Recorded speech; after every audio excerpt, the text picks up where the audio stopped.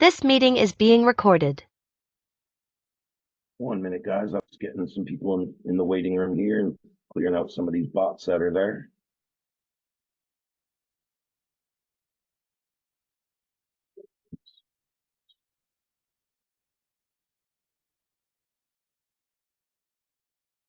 All right, I think that's everybody for now. We got a kind of small crew here, but we'll obviously leave the waiting room open. We usually get more that trickle in as we go.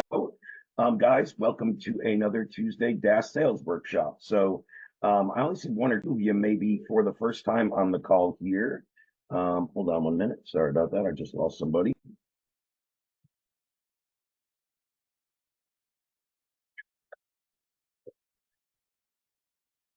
There you go. Okay, you did get back in. Excellent. So as I was just saying, sorry about the interruption there, guys. Another DaaS sales workshop that we run every Tuesday, 3 p.m. Now, how I always start this off, and again, I was just saying, I see a couple of new faces on here that had just joined within the last week or so. And then I definitely see a few repeat people. So I'm going to keep this part really, really quickly because this is going to be very redundant for the repeat people. But I always like to start with a couple of little giveaways to newer members specifically, or if somebody has never joined the call before or hasn't seen this stuff. I'm just going to start with a couple of things that I'm going to give you guys as some extra freebies. Now, these were created, just keep in mind, for our DaaS clients, but will still be certainly applicable to anybody in the incubator.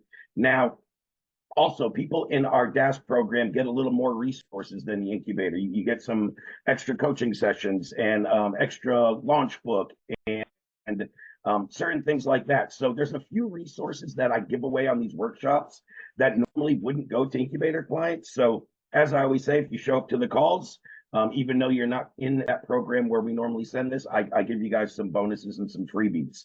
First thing, really quickly, this document is just resources that I put together that are the best, I would say the most relevant, steps and assets, resources, frameworks, everything you need to build out your whole DaaS sales process. So again, number one is going to be a document going over how to build out the sales process. Number two on my screen is going to be a tutorial going over that doc in more depth. Number three, you guys can see some of the current ads, email, LinkedIn messaging, the stuff that we're using to land new data clients. Number 4 and 5 on my screen are the two scripts that I recommend using in the process. When you see my sales process, you'll see I recommend a 2-call process. So number 4 would be your triage call. Number 5 on my screen would be your actual strategy session, your demo call.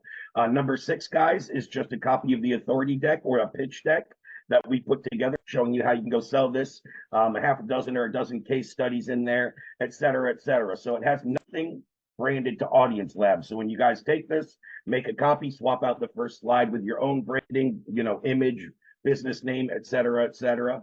Number 7 is just a tutorial going over some more in-depth pixel pricing strategies, tools, tips. Within that link, there's the pixel calculator. So you guys trying to sell super pixels or build deals for super pixels, basically what the calculator does, and the video runs you right through it. But just in short, if you know the basics of your prospect here, in most cases, what I'm looking for to understand if the pixel is a good fit for a potential client, or if I want to pitch it, I'm looking for how many site visitors they're getting, the average order value, the conversion percentage. There's some more metrics in there I like to know, but those 3 minimum. And by kind of plugging those into the sheet that's included in with number 7 in the description of that video, the pixel calculator, you can kind of show them, hey, you're currently getting 10,000 hits to your website. You have a 5% conversion rate. Your average order value is $386. Based on what we can resolve in your bounce visitors, this is how much money we're leaving on the table. And we can kind of show them, the opportunity cost that's missing. And then number 8 on my screen, guys, I just added within the last month or so on these calls specifically. I would get asked to hear some of my calls. People wanted to either break down my terminology, go through the transcripts, listen to the recordings. So I put a dozen or 2 dozen of my sales call recordings in there, so you guys can go over those. So I'm going to go drop this link in the chat right now. Again, some of you guys are newer. You may not have seen this or had this yet.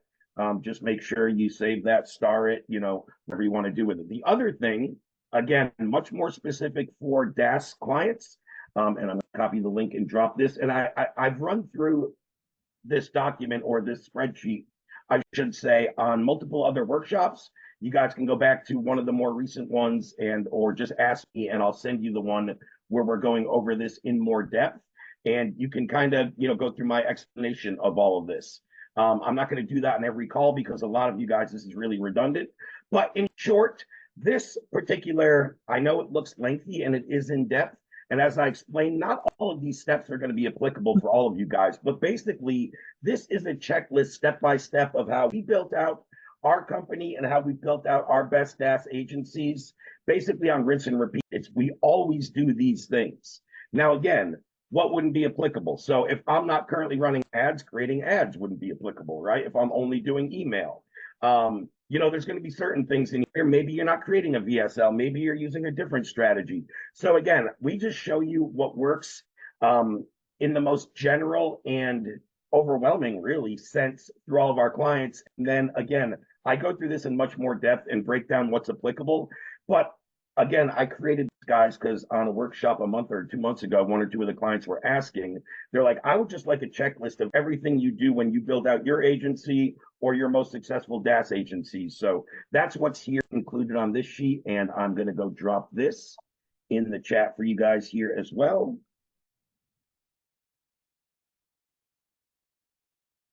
Yep. Okay. There is that as well. So I just wanted to start with those two things. Before I get into the rest of what I'm going to cover here and kind of go through my sales lesson for the day, I'm going to stop screen share for 1 minute. Hold on. Let me just check the waiting room. I think we might have had somebody else in there. Oh, no. Nope, nobody else there. And I'm going to start and then I'm going to save room at the end as well. But I want to do a quick little Q&A really quickly. So all I want you guys to do is go in the chat if you have any questions or anything specific when it comes to the sales of Audience Lab, of DaaS, right? So anything to do with pitching, pricing, elevator pitch, messaging, angles, hooks. Is there anything specifically you have questions on or you want me to cover? Go type a 1 in the chat and I will call on you. That way we're not getting, multiple people speaking at once or people unmuting. So that'll just keep it easy. Let me go admit him into the meeting and then I'll just check the chat there. And if nobody has any right now, I'll dive into a lesson here momentarily and I'll save room for Q&A. But every time that we have at least a handful of new people on these calls, I don't think I've ever seen Jay Allen. I think it's your first week here in the program. I think Ken, I think it's one of your first weeks. You're pretty early in the program. You joined last week and then we spoke a little outside of that. So you're somewhat familiar with the process here. I remember last week. It was a hit parade, I'm telling you. And last week you were a virgin, so you can't play that card twice. That's true. No, but as I was saying, anytime I get some new people on, I just want to know if there's anything specific that you have questions you want me to cover before I dive in. Again, guys, I'm going to save room for a Q&A. So I see a couple of people. Let me call on you, Chris O'Sullivan. You're here pretty regularly. Thank you, Ray. I have one question, and it's bothering me so much, is that they're all asking for free data. They're all asking for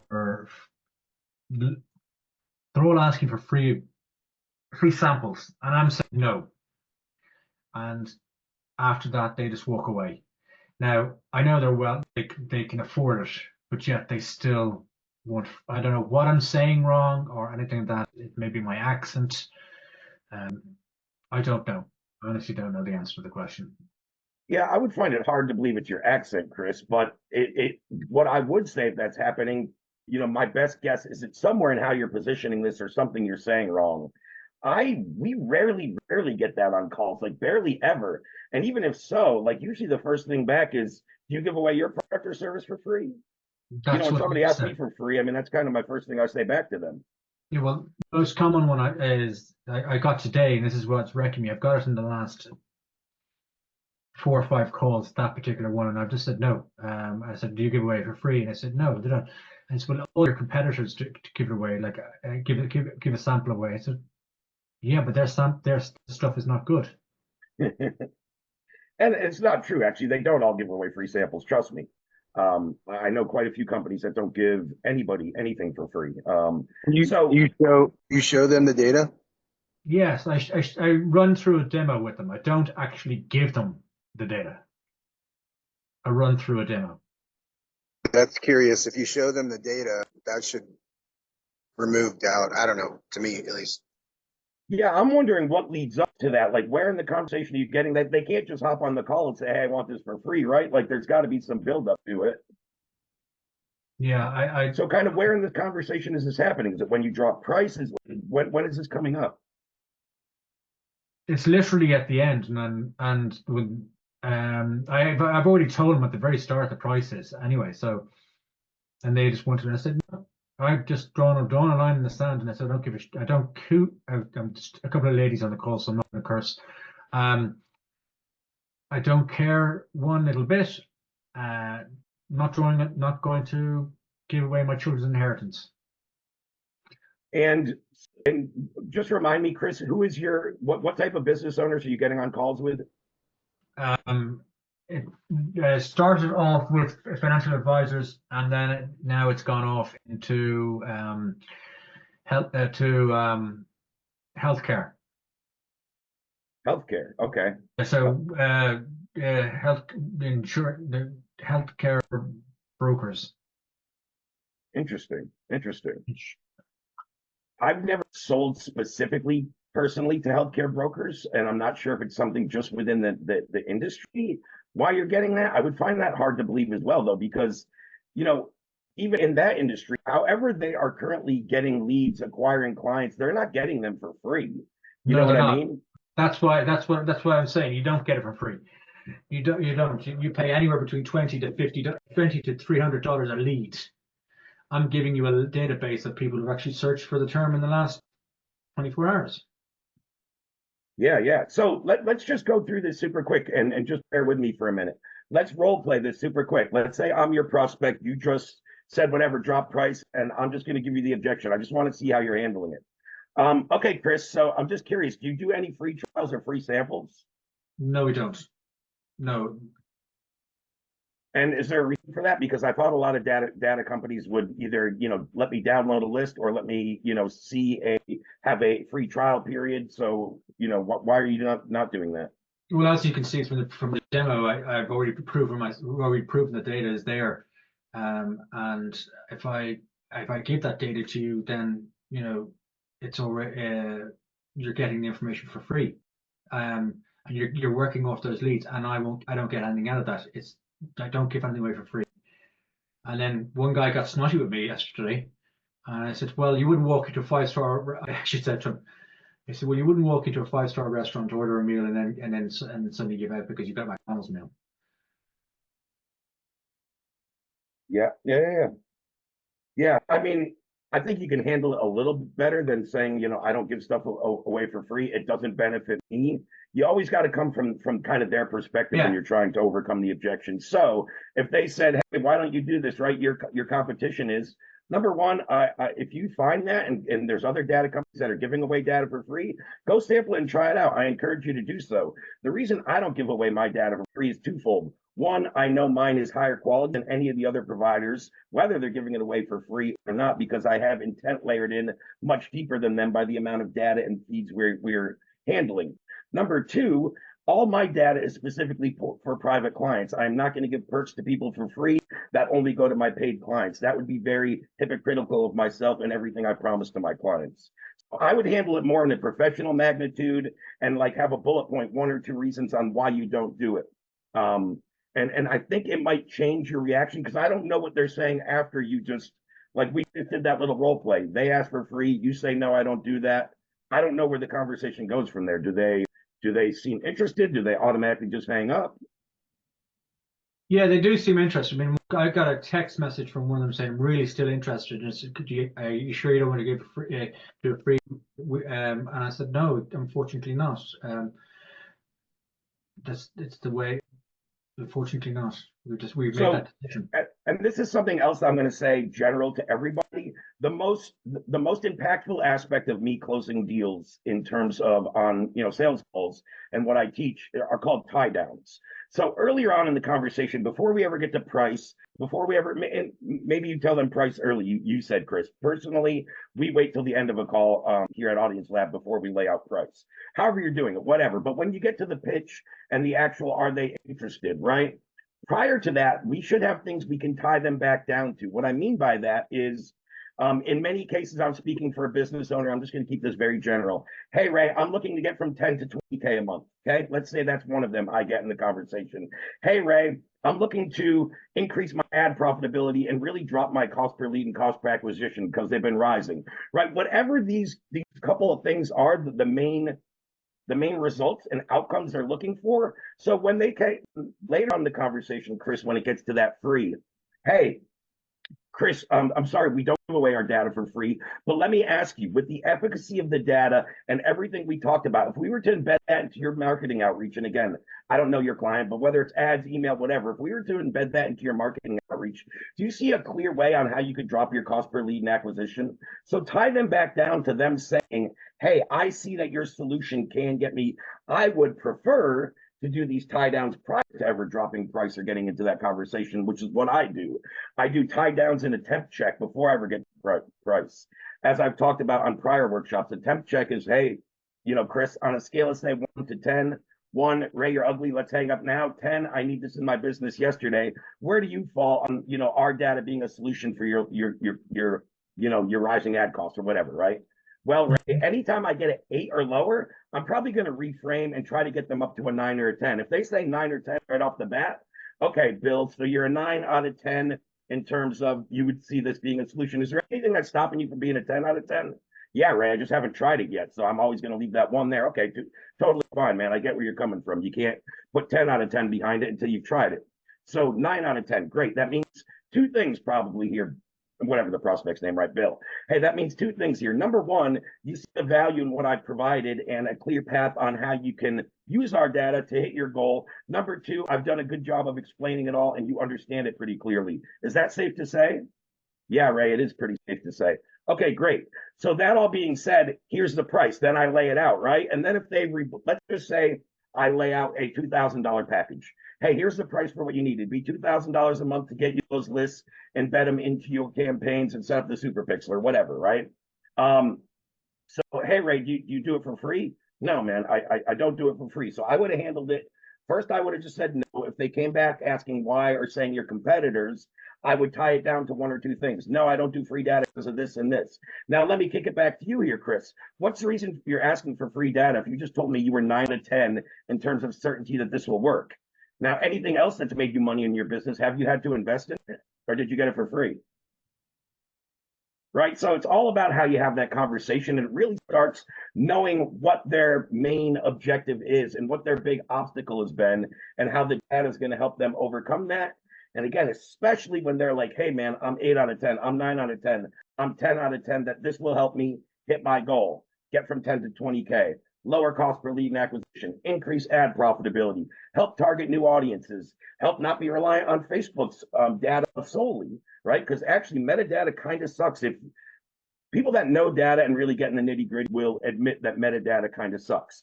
For one. Number 2, you can't take metadata outside of meta and target it other places, right? It's very, very difficult to do the way they have it set up. So there's all these different things that give us advantages to what they're currently doing. Sometimes we just have to educate them. But throughout your conversation, you need to, what I'm always doing when I'm on a sales conversation, I have my little notes in front of me. I usually jot down anywhere from 3 to 5 single words or phrases. And that's what I'm going to tie it back to. Wants to take his wife on vacation. That's why it's important for him to make money. I would have jotted that down if that's what he told me, right? If somebody, when I'm on a call with somebody and they're like, well, Ray, I want to make more money. Okay, that's great, Joe. Why do you want to make money? What, everybody wants to make more money. Is there any specific reason or any, anything you want to do with it? I've been promising my wife this dream vacation. And if I make more, I can afford to put my kid in that nice private school, right? So later on in the conversation, again, that's something I can use, his own words. Hey, so Bill, if you don't get this problem solved and you don't get this result, how long will it be before you can put your kid in that private school or take your wife on that vacation? Right? Because I got that early in the conversation, I can throw it back later and ask him, is this really a priority to you, right? You said you wanted these things. All it is a 2K investment to get those things. What's really stopping us? And then I can really isolate the objection. Once I hit them back to a tie down, usually that's where they say, a lot of times I'll use a tie down after I need to think about it, Ray. I'm not sure, Ray. Send me a proposal, Ray. What does it do if I send you a proposal? I just ran through everything in the pricing. A proposal is just going to reiterate the words I said. You need to get your ad costs fixed today. You told me you want this implemented in your business yesterday, not 6 months from now. So sending a proposal is just going to delay us getting started. Is it a priority for you to really save money on your ads and lower your costs? And I'm going to put it back on him. And is he going to tell me, no, it's not a priority and change up what he said? Or is he going to really start to say, yeah, Ray, you're right. It is a priority. I guess 2K, is probably worth the investment. I've paid a lot more for other things that didn't pay off. And they're going to start to rationalize it, right? So that was a lot just based off what you said. But I'm just thinking back to on sales calls when I get that.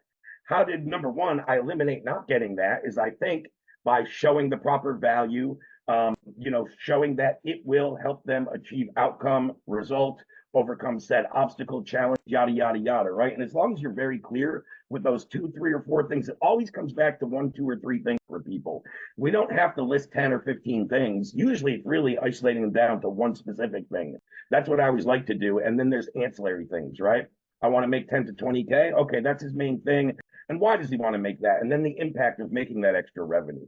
So yeah, Chris, I mean, the best thing I can recommend, and I'm not sure if you're doing these, if you're doing Zoom calls, video calls, whatever you're doing, hopefully you're recording them. I would love for you, and if not, do going forward, I'd love for you to send me a recording so I can break it down, and I could probably get you some much more specific insight on what happened on your call. I'd be delighted if I could have that. Yeah. Awesome. But, I would go over some of the things I just talked about and really have a kind of, if you keep hearing this specifically, I got to hear your call. I imagine it's something to do with how you're positioning it or the flow. But if you keep getting this, just have a very kind of standardized objection to overcome this. Don't just go off the cuff or say nothing's in it for me, because that's not very, we should be doing this service to help a prospect. You know what I'm saying? No, but that particular instance, your man was snotty towards me, and I didn't care, so I counteracted with the defensive mode as well. But then it was also, a jokingly toned phone call, not phone call, it was a Zoom call at the same time. So there was a lot of banter going on. No, I get it. And that's what happens, right? You start to take things circumstantially, situation. Well, I didn't really care. Well, that guy didn't seem good. So what I'm saying is just get consistent and have a consistent how I overcome that. No matter what kind of attitude, what kind of rapport, you should kind of have a consistent way to handle that. Thanks. All right. Excellent. Matt, you had a question, and then I'll come to you next, Bill. Matt Wright.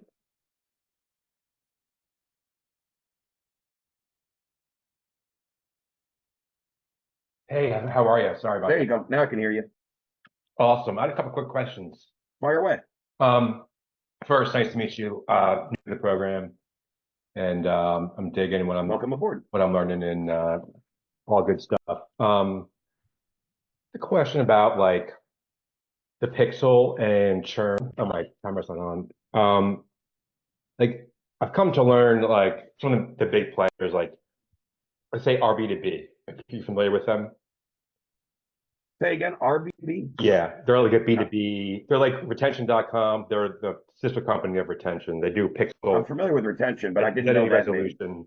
but for B2B only. Anyway, okay. They've got a 10% churn per month.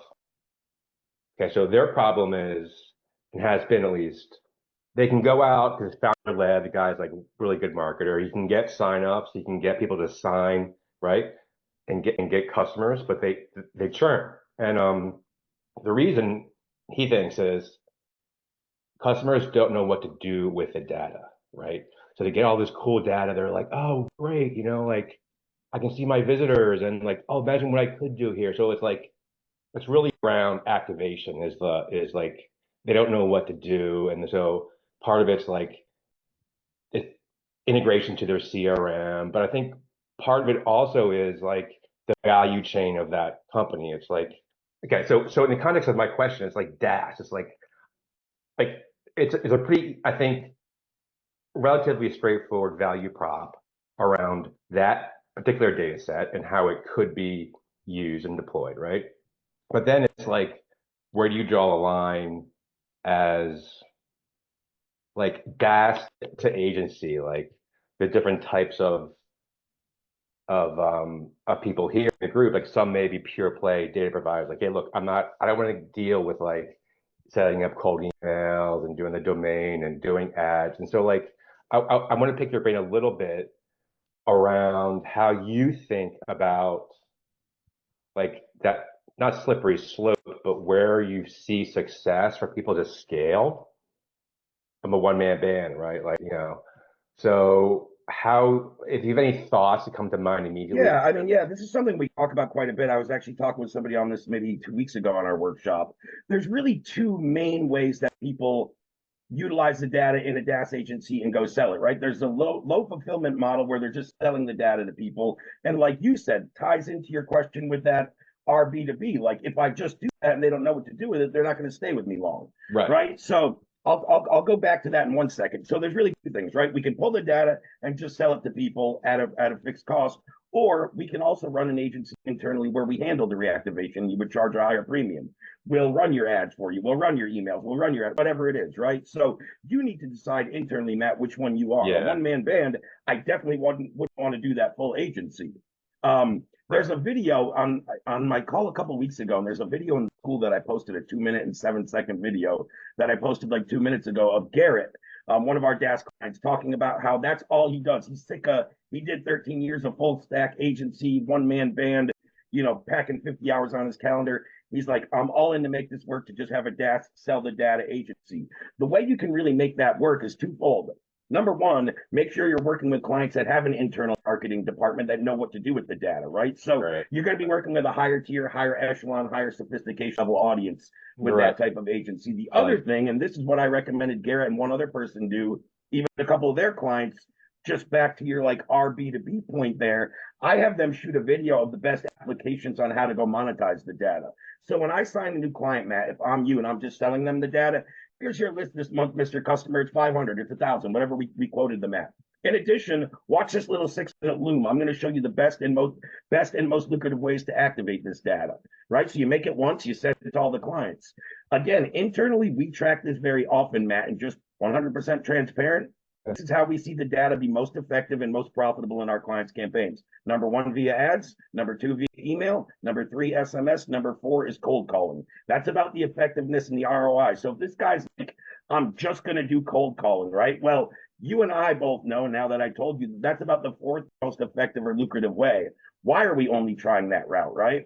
And if I'm going to be cold calling, I need to make sure they're bottom of funnel, ready to buy type of people, or top of funnel, depending on which way you do it. I always say bottom of funnel. Bottom of funnel, ready to buy people, right? I don't want to be cold calling people that I still need to educate, that I'm trying to bring awareness. That would be a whole different type of campaign, right? So number 1, really, really put some key parameters. So once you pick the niche or the industry you're serving, I don't know you yet, Matt, too well. We haven't had a one-on-one call or work together, but once you know the niche or the industry you're serving, put together some prerequisites. So you're only working with more established companies. What is that, right?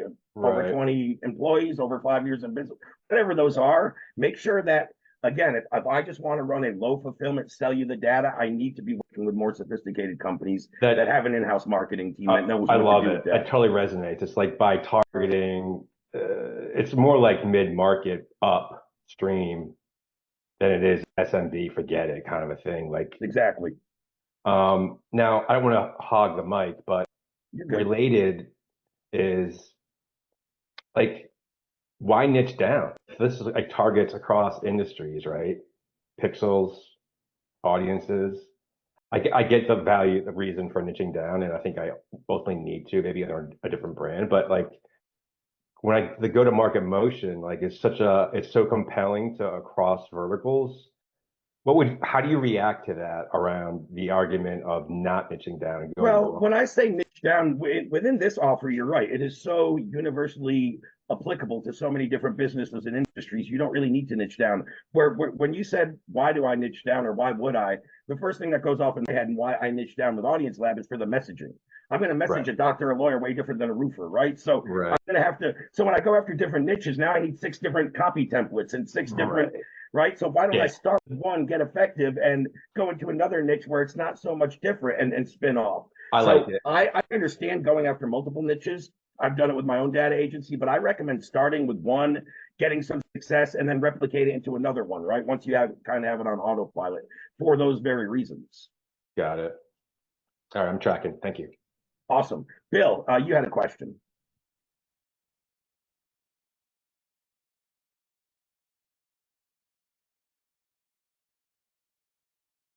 You're still muted, buddy.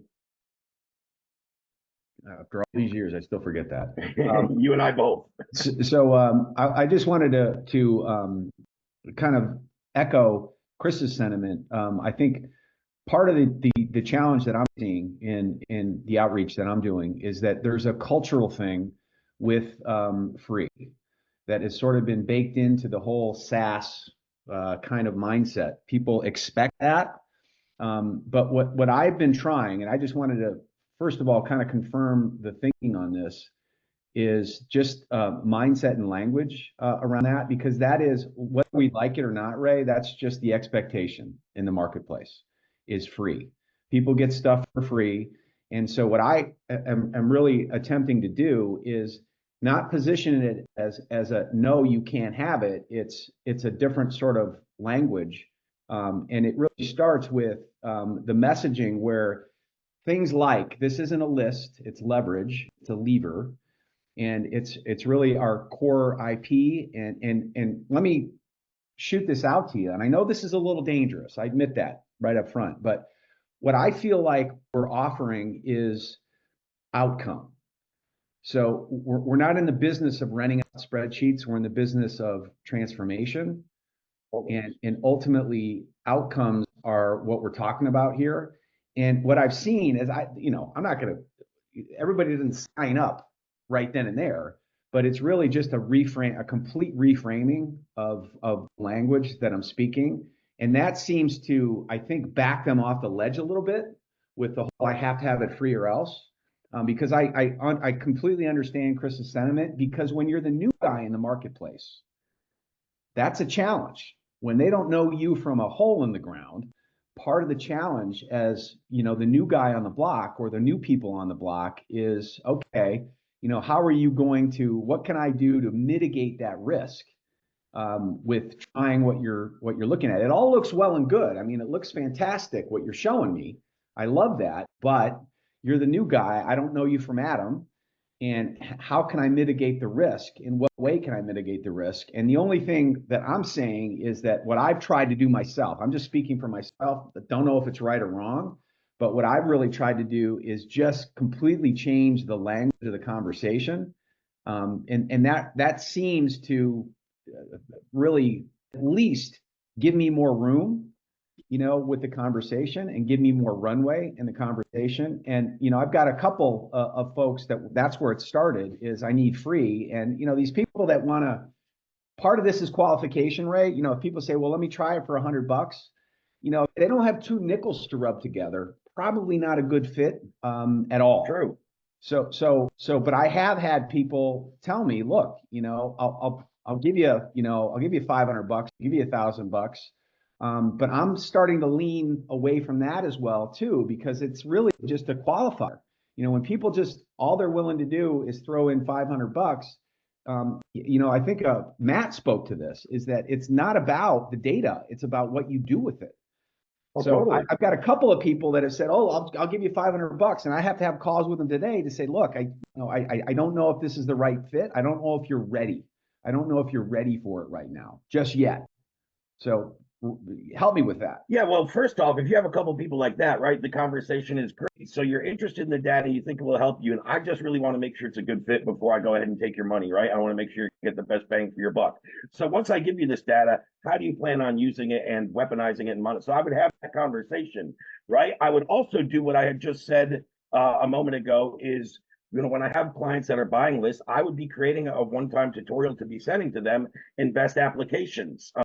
And then maybe even make something a little more specific for each client, right? That you might know a little more specific of their marketing avenues, channels, et cetera, et cetera. So what you said there, you covered a few things that were, I think I'm glad you brought up a few different things in there. So I would agree with you. There is a little bit of culture to any industry, and people get conditioned in certain ways to maybe expect things free.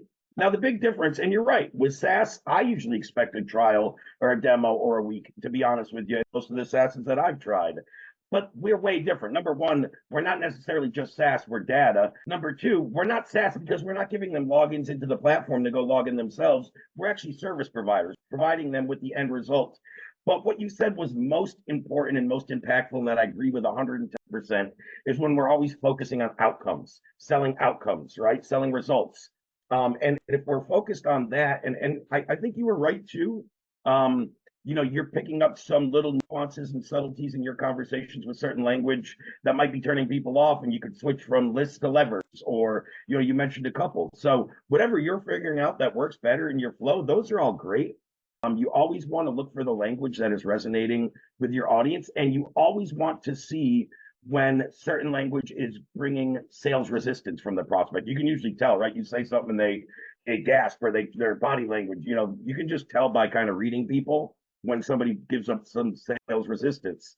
When I notice that in certain verbiage or lingo that I'm using, I make sure to go back in and take that out of my script or out of my framework, or not reuse that, right? So in anything, we're constantly always getting feedback, especially on sales calls, figuring out what language is working, what objections we're getting. But yeah, the other thing you said there that kind of interests me and I find fascinating is like, the small guy thing, right? So like, hey, I'm the new guy, I'm the small guy, there's going to be more challenges with that. True, usually there are, but there's also advantages to that I think a lot of us overlook. We were all the small guy once. Do you think I started in this space with 3 companies and 20 employees in a $10 million tech company? Hell no. I started with some Facebook posts, and hey, I remember my first offer. I played the curious student. Hey, I just took a Facebook ad course and learned this new skill. Who would let me try it in their business and run ads? No cost. I just want to see if I'm any good, right? Like, but what I was able to do over the years, especially when I was early on in the small guy, is I used the kind of anti-authority, the anti-big guy. Okay, cool. So I'm the small company, and I'm not gonna provide you with the same level of, or you're a little skeptical because I'm not ZoomInfo or Apollo. Do you know if you sign with them, number one, their contracts are 3x the length and price of mine? And number two, do you think you actually get the owner or anybody in support immediately? You have a direct line to me. So is it better to work with the big guy or the small guy, Bill? Right? So there's all little things you can do to also use those things in your favor, right? And you got to position them properly. I personally, every company I've ever worked with that was a big company, and I remember one specific coaching program I invested $15,000 in about 5 or 6 years ago, and I saw the guy in the ads, and they talked about him on the sales call. I never once got a call or a session with him ever. So it's like, what's even the deal about paying for the big guy if I'm never going to speak with him or work with him? And that's what happens with most companies. And larger companies, honestly, the more I've seen working with larger companies, seem they have worse support the bigger the company gets. I have better luck with support with smaller companies where I just have 1 or 2 contacts. So I would, again, put that stuff back into your favor when you're getting that objection. So one last thing, and the main thing was that language about outcome. I wanted to make sure that I wasn't, that's what has really been the pivot point. When you get these folks reframed to talking about outcome versus just buying raw data, because I just don't think there's the value that we think there is in just raw data. I think it's really how we position it, the perception of what we're talking about. But the other thing is, and I just wanted your quick feedback on this, is with respect to the free, it's really about, okay, if you're qualified, and that's a big if question. We occasionally offer low commitment paid pilots, short duration, limited scope, full transparency, etc. That as well, I think, has been another kind of, okay, take 2 steps back. Maybe I should think more about this. That has worked. Just not to close the deal, but to extend the conversation and really kind of, reposition the value, because this comes up a lot. This has come up a lot with me as well, this whole free conversation. So just wanted to kind of get your feedback on that. I can't remember the last time I've actually got that, like, on a sales call. Like, I can't remember the last time.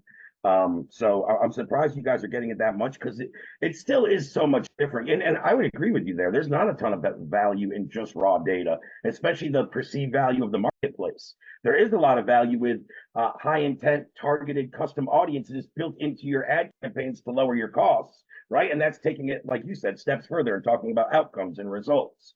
So yeah, I would fully agree with you there. I'm sorry, what was the other aspect of your question, the second part? Well, it was really the language about repositioning, Oh, low okay, I remember. commitment, short duration, limited scope. Yeah, and when I do that, usually again qualified, right? So if it's somebody I think is going to hit a home run with the data, that's going to see a clear ROI, and they're very skeptical or apprehensive or hesitant in the beginning, I'm going to shoot a performance-based compensation type of package out there. Listen, what we can do for you, Bill, is the first month we'll let you try on my performance-based package. Basically, I charge you a one-time fee just to cover my hard costs for the month and the data I'm going to be pulling. I let you try it out, embed it into your campaigns and emails. We see the results you get for 30 days. If you want to keep using my data, we'll talk about compensation going forward then. So when I do that, I normally get a one-time $500 to $1,000 account setup fee, just telling them, hey, that's going to cover my hard costs and what I need to put bread on the table while I'm doing this performance-based compensation, right? Showing you work. So that's certainly an option that I would recommend using. Again, if I know the company is really going to utilize this, they have marketing, they're spending advertising dollars, I'll get in a performance-based. I'm not going to get in a performance-based compensation with a coach selling his life coaching and he's got 5 sales calls a month. Like, I'm not going to do a performance-based compensation with that guy. You know what I mean? But that's what I'll do if they have hesitancy or apprehension, and I know that they're likely to be a good fit and be able to, profit with the data. Thank you, Ray. Yeah, that's certainly where you can go. Rob, I'd love to hear your question. You said you have a reselling retention selling question for existing clients who aren't getting sales yet. Go ahead and elaborate on that. Yeah, so I've already talked with a couple of the crew already, and it seems like we get a little bit of traction, but then haven't really gotten there yet. I wanted to, because I've done solar in the past for a few years, and then I got a roofing job through my friend. It fell in my lap, and I know you guys are specialists in that, so it's yeah, I'm we're getting leads, we're getting people in with the ads and things like that, and we're making changes to everything with the landing page and optimizing and yada yada, all that stuff.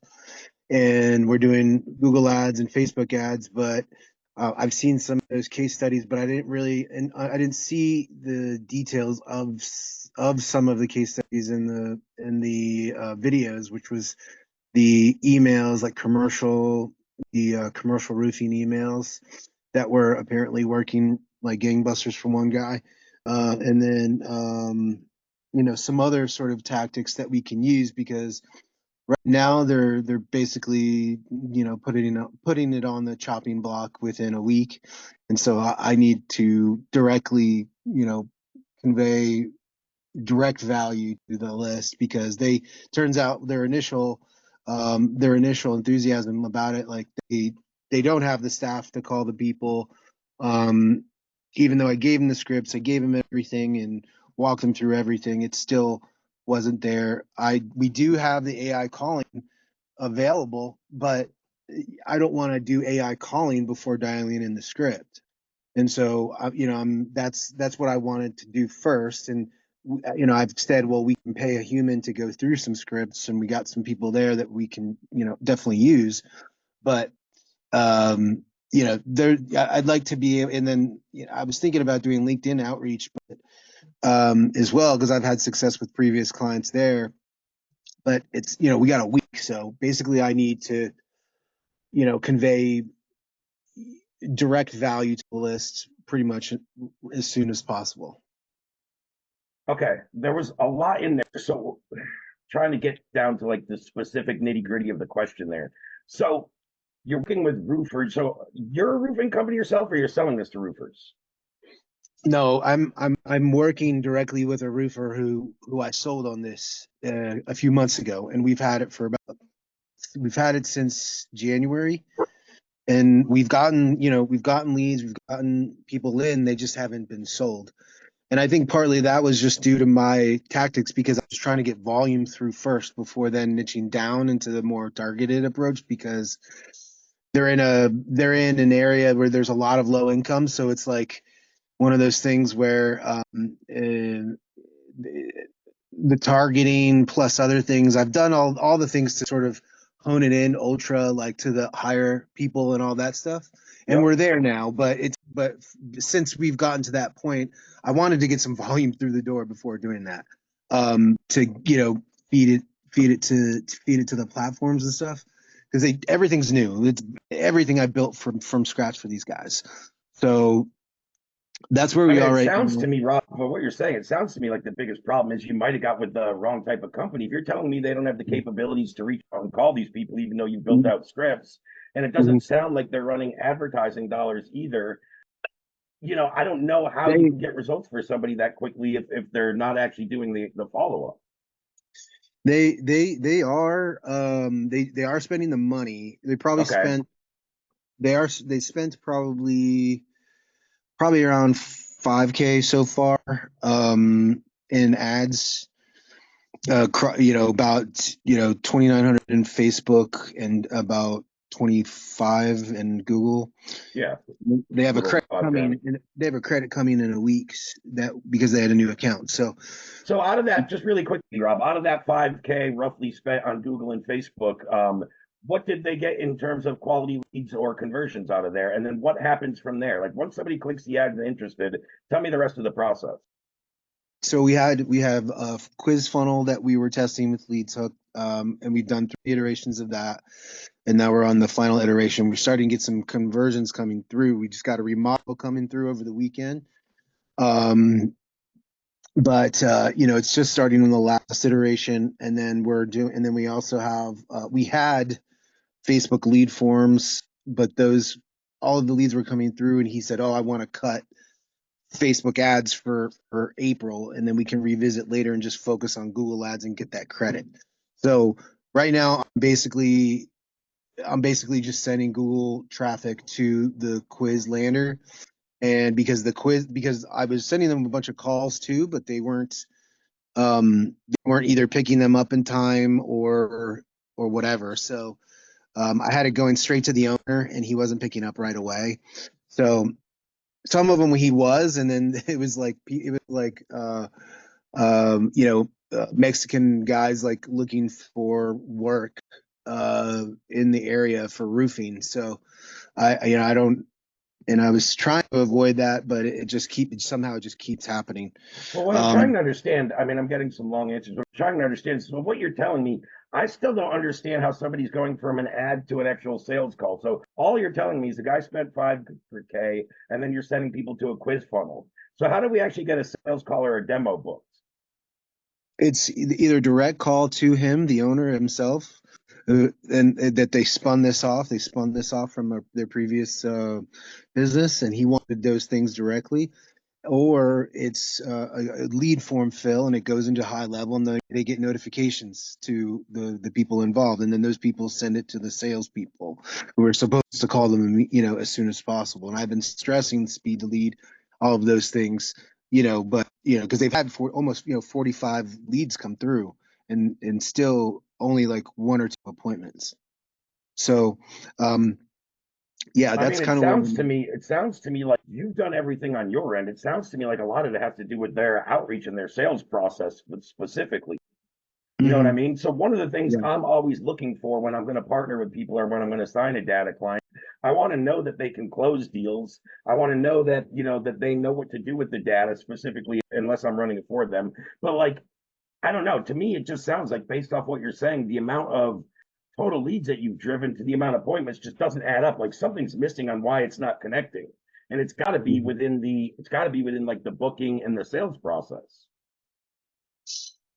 Yeah, I mean the calls initially weren't going through. There was an issue. There was some sort of issue I found out about 2 weeks into Google Ads, and I should have tested the line beforehand, but for some reason I found it like 2 weeks after we started the calling going in. But I called high level, and basically the phone was going to some other phone. We don't even know what phone it was going to, and then glitch issues and stuff. Yeah.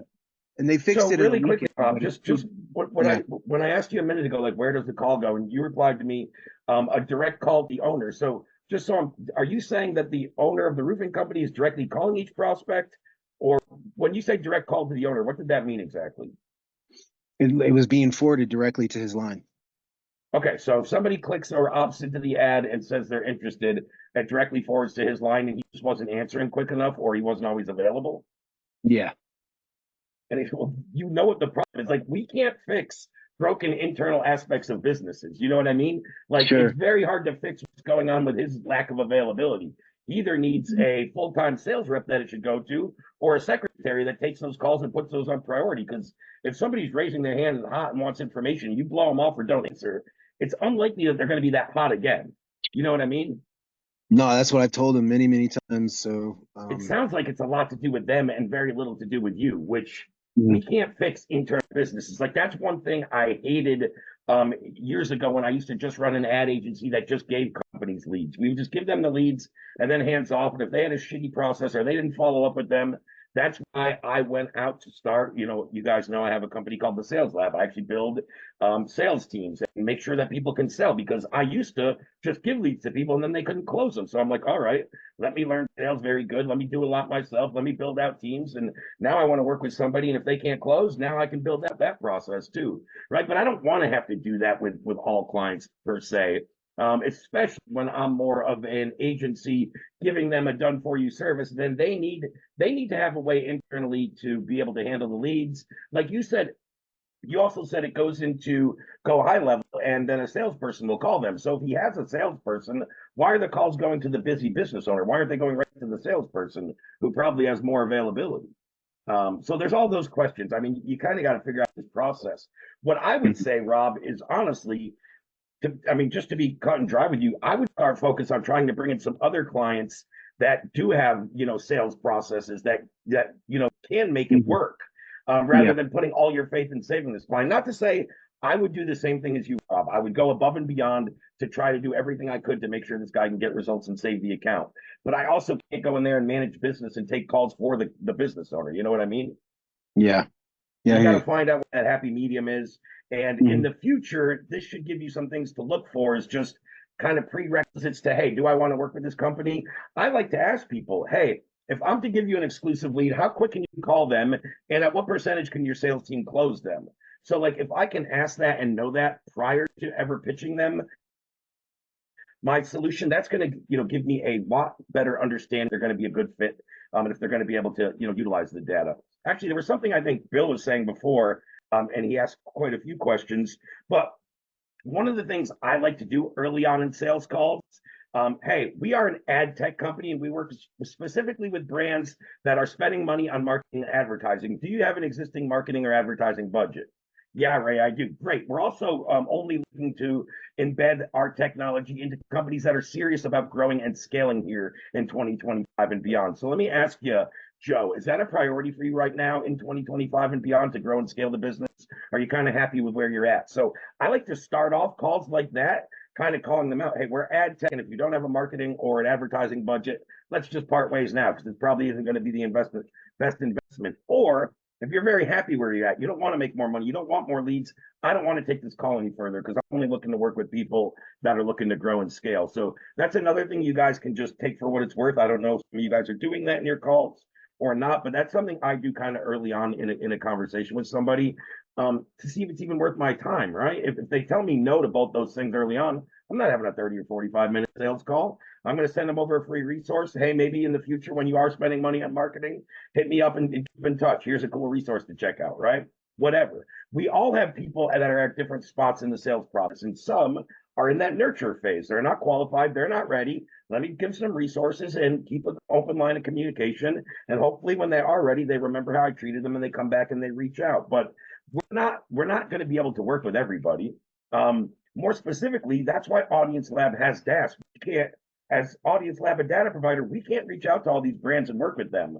Our company grows a lot faster by having DaaS agencies that can get out to brands and also make money themselves. That's part of our whole model, right? For that specific reason. But number one, we can't work with all and we can't reach out to them. And number two, as I was saying to, I think it was Chris earlier, or it might have been, I don't know, somebody who asked me the question, but I was talking about making sure, actually, I think that was when Matt asked a question. But I was talking about making sure you have prerequisites for your ideal clients, right? So again, that will help us. That will help really eliminate. Hopefully, it'll at least lower the possibility, but help eliminate working with those brands that don't have a budget, that aren't looking to grow, that aren't serious, and that aren't our ideal clients. And again, the way I always do that, whether I'm working, whether I have an ad that's going direct to consumer, selling some type of consulting or coaching, I know my ideal audience and I always put prerequisites for them. If I'm going B2B and working with healthcare companies, roofing, insurance, I'm still going to know I want somebody that's been in business over 5 years, that has over 20 employees, that does over 5 million a year in revenue. And if I only talk to businesses that meet my prerequisites, I can damn near guarantee all of them have a marketing or advertising budget, right? So I don't have to be as worried about that question. But yeah, those are just some thoughts real quick. So I don't have time to go in a lesson because Q&A kind of went long and went on a tangent. But what I do want to do really quickly, and then I'll kick it back to see if there's anything else you guys want me to elaborate. Chris, I thought you just came on. I will get to you in 1 minute here. Just keep your hand raised off the screen. I'll get right to you. Right with you. There was something I just wanted to show you guys internally. Like I always need to be very transparent and show you what we're doing internally. So like, just for instance, I'm going to open up 2 channels and I'm going to do this real quick because we only have 5 or less minutes. But let's look at our last business day here, March 31st, right on the screen. So this is what we do internally, guys. We book 10 via ads and 5 via our nurture or reactivation email sequence. We spent $1,400 yesterday. We spent over 40K this month. This is our application cost on yesterday's metric. This changes every day. We're usually somewhere between $90 and $150. So right now, this is a little on the high side, which is something that media buyers will go back and see if we're getting ad fatigue. We have to swap creative. Do we need to embed a new list? But once we know our app cost starts to get on the up toward 150, that's probably when we're making tweaks and changes. But anyway, I just want to show you like in terms of metrics. So booking about 15 calls a day for paid ads. You can see at the end of end of the month report. Guess it was a good day to bring this up. I forgot that the month, today's the 1st. So we booked 307 last month just via our paid ads, and you can see we spent about 40K. We booked another 77. So we booked 384 calls last month alone. Guys, out of all those calls, I got to be totally honest with you. I don't remember one of my reps or one call I took ever getting asked for free stuff. So that's why I'm wondering like why we're seeing it so much. How can we take 380 calls as a team and never get asked that? It has to be something about the expectations, the messaging, the positioning, et cetera, et cetera. So I want to show you that. The other thing I want to show you in terms of production, and then again, I'm going to kick it back to you, Chris, and anyone else that has questions. But let's go into the other one that usually most business owners would never show you behind the scenes. Where's my cash collected channel? Cash collected, closed deals, cash collected. There's the one. So let's look. Okay, so last day of March again is the last one. Good. This stayed right kind of where I wanted. Usually Slack scrolls all over. It doesn't go back to where I wanted it. So March 31st, you could see on just that day alone, we collected 9,100 in new cash, 7,100 in new MRR, got us up to about 86K. Now, when you guys see these numbers, just so you know, again, always very transparent and not hiding anything. I'm screen sharing and showing you our exact cash collected. This is all the new revenue we bring in each month. So that's what we're tracking here. A lot of you guys know we're already doing over, $500,000 in monthly recurring revenue already existing on our platform for our 1,000+ users. But pretty much every month we are gaining another 85 to 100K in new cash collected, and about another 75K is our kind of standard KPI and where we like to be in new MRR added. And these are all kind of goals and metrics that were built out as we evolve. They obviously change and we set new benchmarks, right? I mean, we used to, back in the day, we would have killed for an 86,000 a month when we first launched. Now it's like, yeah, that's so-so. It's a little subpar, actually. I wish we hit about 90 or 95K this month in cash collected. So hold on. Was I screen sharing for all that? Did you guys see? Yeah, okay, I was. Good. I had a big toolbar on my screen here, like blocking, showing I was screen sharing. I was like, don't say I just went all through that and I didn't screen share any of it. Chris, you had a question? Go right ahead. Ray, how are you? I'm doing great, man. Good. Hey, this is, I'm doing a mortgage refi vertical. Gotcha. Okay? I thought I heard somebody say something, not today, but maybe a week or so ago, about getting an audience out of Facebook that's mortgages and real estate and stuff. That Facebook doesn't like us doing that. Is that a thing or no? I'm not sure. I don't think you heard that on my call, or I don't remember anything about this topic. I'm not sure if you heard it from a different coach or on a different one of our workshops. I don't remember anything about that topic, to be honest, Chris. Oh, I get it.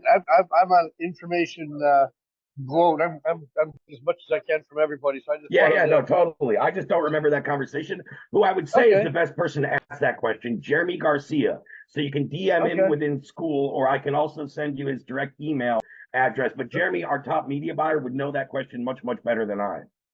Cool. Let's do that. Second question is, I wanted to zero in on the elevator pitch. I think this I got from you. I'm sure of that one. Let's see. Yeah. Audience Lab, a data and technologies company that creates its own. Did you say like super track or graph tracking technology, or can you elaborate on that? Yeah. So, I mean, I have a couple different ones I use depending on exactly what I'm pitching, but just all in all, again, yes, we have the way I use that is we have an identity resolution tool that will resolve the identity of the bounce visitors or anonymous traffic on your website. Our identity resolution tool is called a super pixel. So basically the way this works, Chris, this is one piece of code I just slap onto the existing header of your website that's already getting said traffic that you told me, 10,000 hits, right? Let's just say.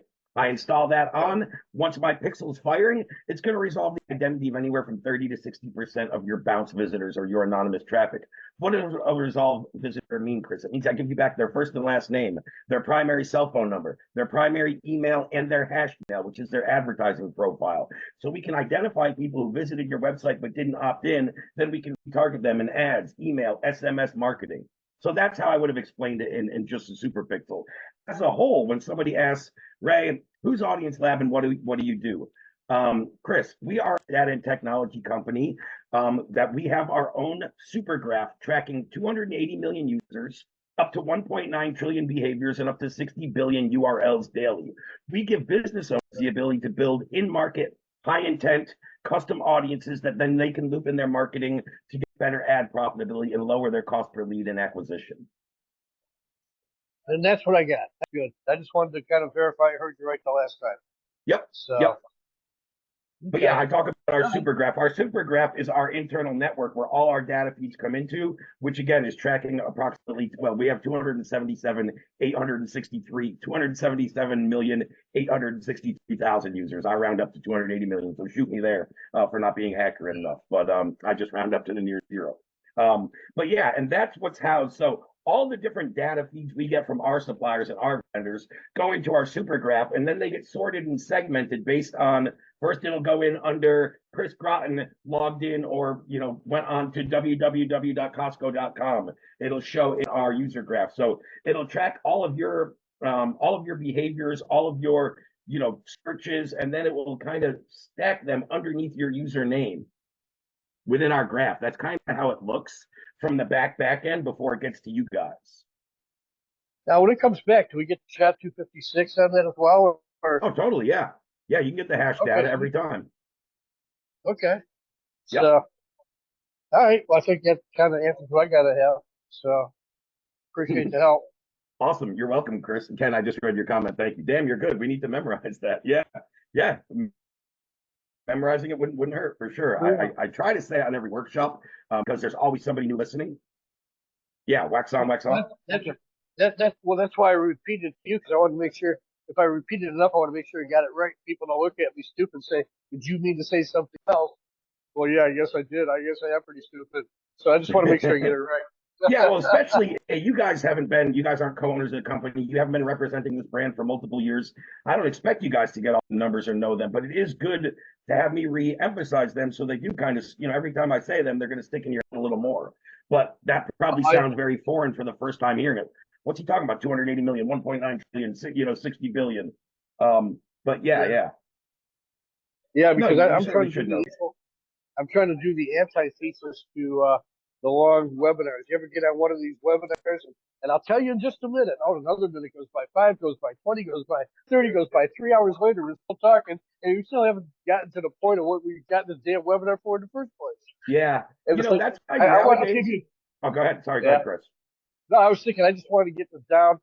Everything. Look, this is what it is. This is what it is. You're in and you're out. And, I'm looking for somebody who wants to spend 60 grand a year. That's something that's in your budget. What kind of numbers are you running now? What kind of numbers do you want to run? If the guy is spending $500 a month, on advertising, I might not. I don't know. I don't know that that's the kind of fish I want. You know, I want. I've done sales for a long time, and one of the things I found out a long time ago, it used to be I used to think, well, I'll just go for the little fish and I'll eat and I'll get a little snack here and there. And then one day somebody pulled me off the side and said, Chris, go for the big fish. You need to eat well. You want to live well, and it's actually easier. Right? To go Haven't you big noticed than that too? small. I get more objections closing a $500 deal. I remember I closed a $40K deal on one call once. At the end, lady's like, send me the invoice. I'm paying right now. I was like, oh my God, that was like painless. But $500, I'll get 80 objections, or can I try it for free? The bigger deals I've closed, the simpler they were. So I never, 5 years ago, I would have never thought I could have closed a 40K deal on a Zoom call. It was really like, it was one of the easier deals I've ever closed.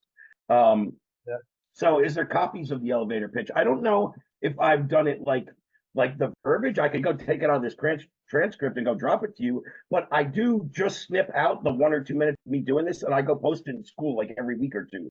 So if you scroll through school, you'll see like a 1 minute video of me just doing the elevator pitch rather than having to watch the whole thing. I clip it out and I go post them in school. But I can get the transcript as well. Cool. I'll drop that in school a little later. Once this recording is done, I'll get the transcript and I'll go drop it in school for you guys. Cool. That's much appreciated. Yeah, I just want to get my pitch. The longer you talk, people don't want to hear from it. They really don't. And it's just, you know, there are the people that like to hear that, and the people that don't like to do anything. As if I've always said what I've found is less is more. Like, be clear and concise. People try to get too clever, too in-depth, and they start to confuse. And I've noticed it more with business owners. Business owners don't really know how to just kind of put their sales rep hat and be a sales rep. They jump on into a business owner and they solve problems and they coach people. And then they get to the end and the guy's like, I don't want to buy, you just solve my problems, right? Or they just get so off track. Like, just stick to the basics. When I pitch something, most of the time I've closed data clients. I don't even get in and show the data very often. I'm just showing them the effectiveness. I'm showing them the videos on exactly how we craft it.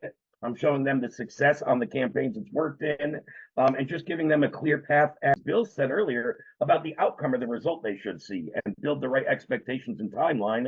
And then does it make sense to invest, right? If you can just make it match, where it's like, hey, would you give me $2,000 if I could show you 10 grand next month? Yeah, I would. Cool. What's stopping us from moving forward today? Right? That's how you can get to the end of the conversation when you have a good ROI-based analytical sales call. So that's what I really want, is just maybe a handful of 15, 20-second blurbs, yes or no. Go forward or just hang up, you know. And I think that's going to be the best way to go with moving forward for all of us, really. Awesome. All right, guys, I got to run. We're already a little bit over here. Sorry. Appreciate you. Yeah. Thanks for hopping on, Chris. Glad I was able to help. Guys, once this downloads and transcribes, I'll go take that little part of the transcript. I'm not going to take the whole thing. I'll go take that little part for you guys, and I'll put that right in Slack for you. Thank you, Ray. School. Cheers. All right, guys. Thanks I'll very see you much. next week. That's right. Bye-bye. Thank you.